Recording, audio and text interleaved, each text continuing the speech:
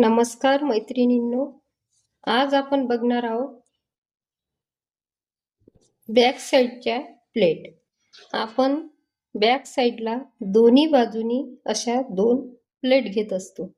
तर त्या किती माप घ्यायचं आणि कशा घ्यायच्या ते मी तुम्हाला सविस्तर सांगते. हा भाग कट केलेला आहे मी. आता यावर आपल्याला प्लेटचे मेजरमेंट टाकायचे. तर ते कशा पद्धतीने घेतात मी तुम्हाला आजच्या व्हिडिओत दाखवते.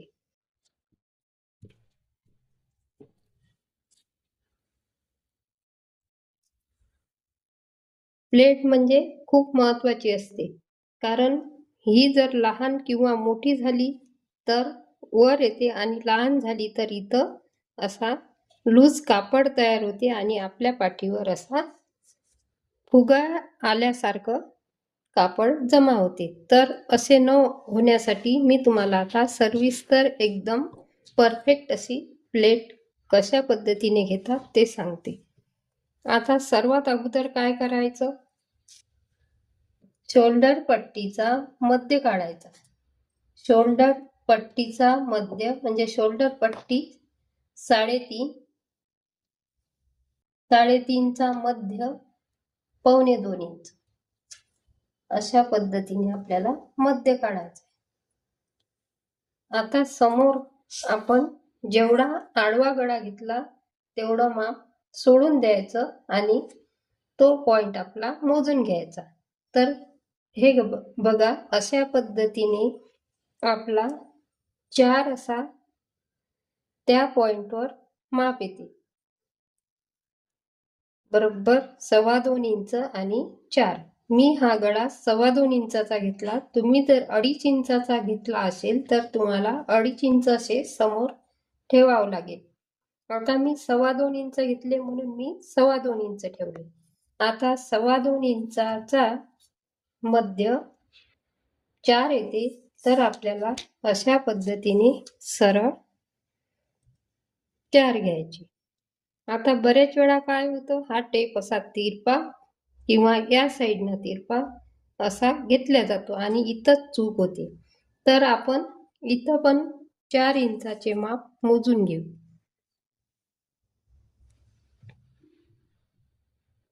हे बघा, अशा पद्धतीने 4 इंचाची. आता याची उंची किती घ्यायची, तर उंची हा उरलेल्या गळ्याच्या खालचं माप जे आपली पट्टी उरते तेवढाच हे प्लेटचे उंची घ्यायची. 4.25 इंच म्हणजे आपल्याला इथं 4.25 इंच ठेवायचे. अशा पद्धतीने सरळ ड्रॉ करून घ्या. आता 1/2 इंच या साईडनी आणि 1/2 इंच या साईडने घ्या. एवढं आलंच असेल लक्षात तुमच्या. आणि ही तिरपी लाईन जोडून द्या.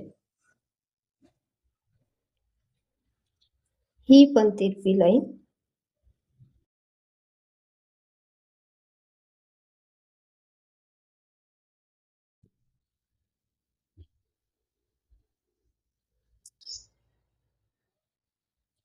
या साईडला पण आपल्याला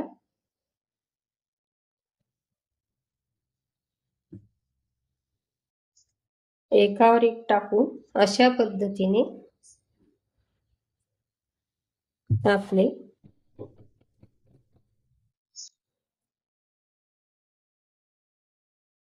ड्रॉ तयार होईल आणि अशी आपल्याला त्यावर चॉकने थोडंसं डार्क करायचं.